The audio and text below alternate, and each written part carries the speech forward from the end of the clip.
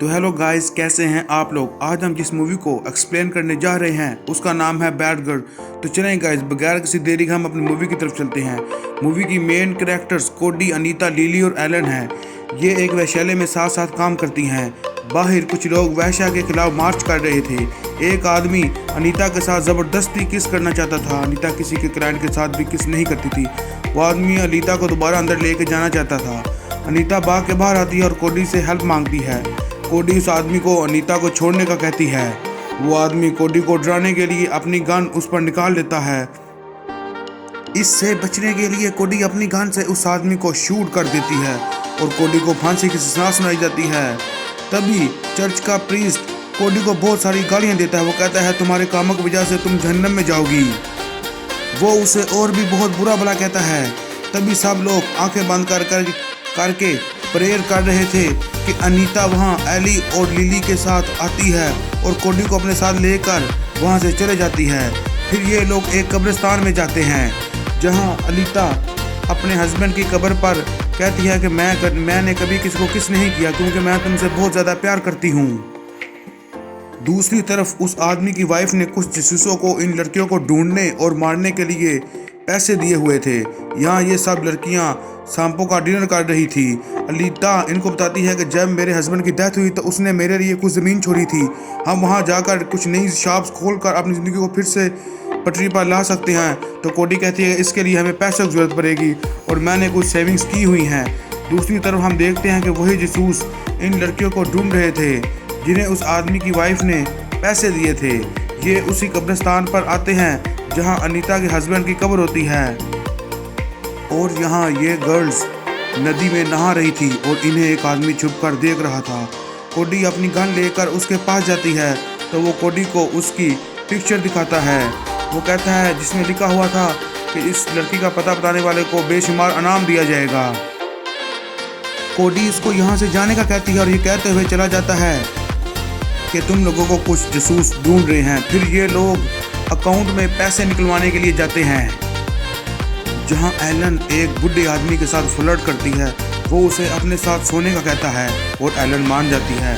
लेकिन लिली कहती है कि इस बुढ़े खुसट के लिए तुम्हें दोबारा से वैश्या बनने की ज़रूरत नहीं। वो आदमी उन दोनों को गालियाँ देता हुआ वहाँ से चला जाता है।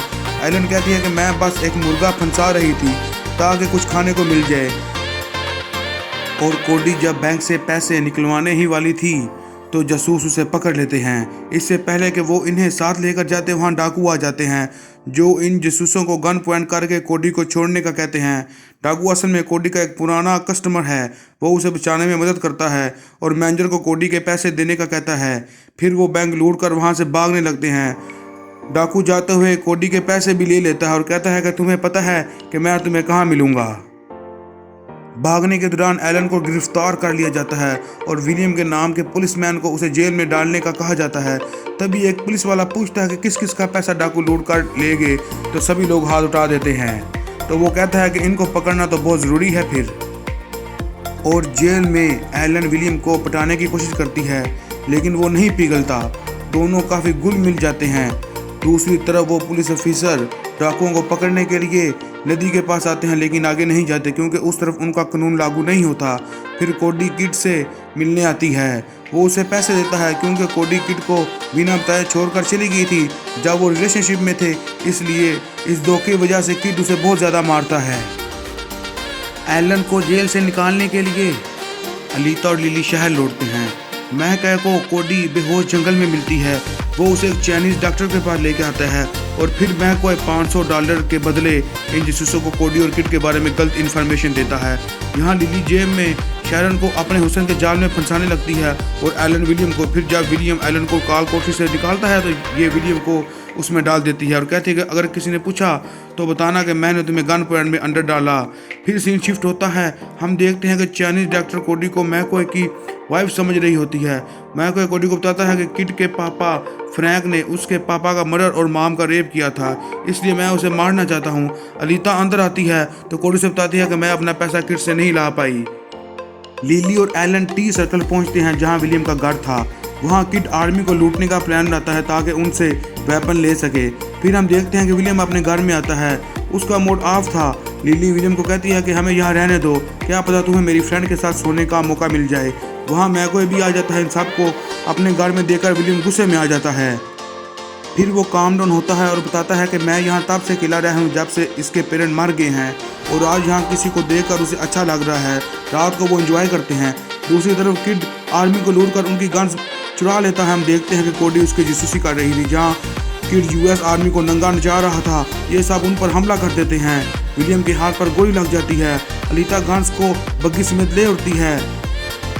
मैकॉय किड के पापा फ्रैंक पर गोली चलाता है। कोडी लिली को भागने का इशारा करती है।